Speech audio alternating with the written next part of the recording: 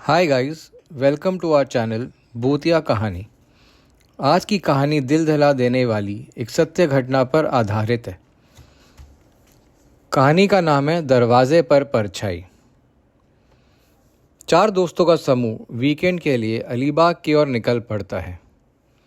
वो उस पुराने विला के वरांडे में बैठ के शराब पी रहे होते हैं, मजाक कर रहे होते हैं और एक दूसरे को भूतिया कहानी सुना रहे होते हैं। ऊपर झूमर चमक रहा होता है। इस जगह में एक अजीब सा आकर्षण था, लेकिन साथ ही एक दुर्गंध भी थी, जैसे मानो सूखा खून हो। रात के 2 बजे थे। अमन, जो स्पष्ट रूप से घबराया हुआ था, लेकिन करण की चुनौती को पूरा करने की कोशिश में बहादुर बनने का नाटक कर रहा था। रात के 2 बजे चुड़ैलों का समय में एक विला का चक्कर लगाना बहुत ही धैर्य दिलाने वाला था। तुम बस मुख्य दरवाजे से बाहर निकलो, पुल के पास जाओ, पुराने कुएं से होकर पीछे के दरवाजे से लौट आओ, रोहन ने मुस्कुराते हुए समझाया। बस इतना ही। कैमरे की तरफ हाथ हिलाना मत भूलना, देव हंसते हुए बोला, जो पहले से ही अपने फ़ोन में रिकॉर्डिंग कर रहा था।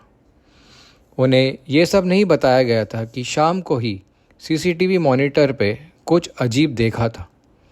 एक परछाई सी झलक, जैसे कोई सामने से गया हो, जबकि बाहर कोई था नहीं। उसने ये किसी को बताया नहीं। उसे लगा ये सब मज़ा का हिस्सा है, लेकिन विला के अंदर अपने ही रास्ते। अमन बाहर निकला। रात की हवा भारी, नम और असामान्य रूप से शांत थी। केवल लकड़ी के फर्श की आवाज़ आ रही थी जिस पे अमन चल रहा था, और पुराने बरगद के पास हल्की सरसराहट सुनाई दे रही थी। वो मुड़ा। टॉर्च हाथ में थी। एक बार झपकी, फिर बंद हो गई। बिल्कुल सही, वो बड़बड़ाया। बस आगे बढ़ा। दिल ज़ोर से धड़क रहा था। जैसे ही वो कुएं के पास पहुंचा, उसने किसी के कदमों की आहट सुनी। ना उसके पीछे, ना उसके सामने, उसके ठीक बगल में, दीवार के उस पार। वो रुक गया।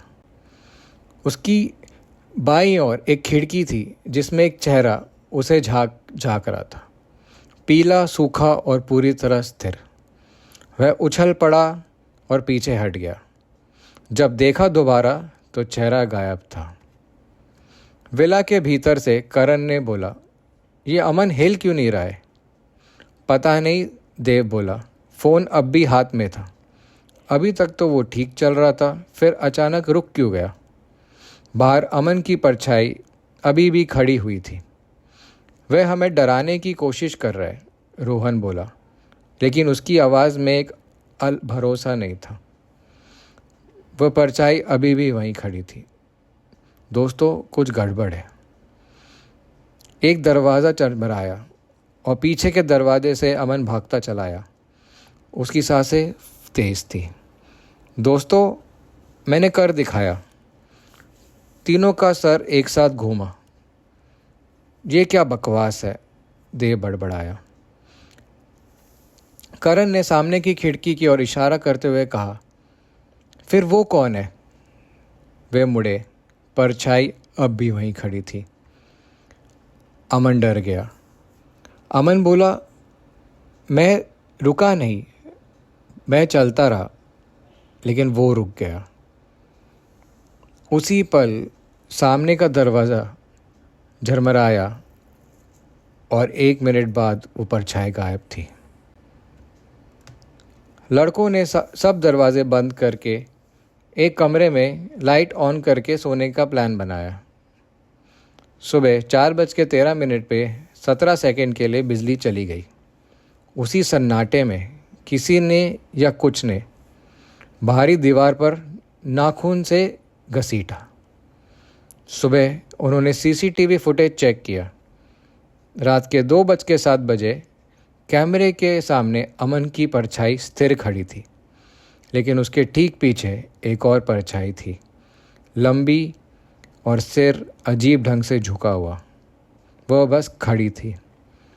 फिर फ्रेम बाय फ्रेम वो परछाई धीरे से मुड़ी और सीधा कैमरे की ओर देखने लगी। अगर आप कभी अलीबाग के उस पुराने कुएं के पास जाएं तो खिड़की से मत झांकिएगा। हो सकता है वो परछाई वापस आपको देख ले। Thank you.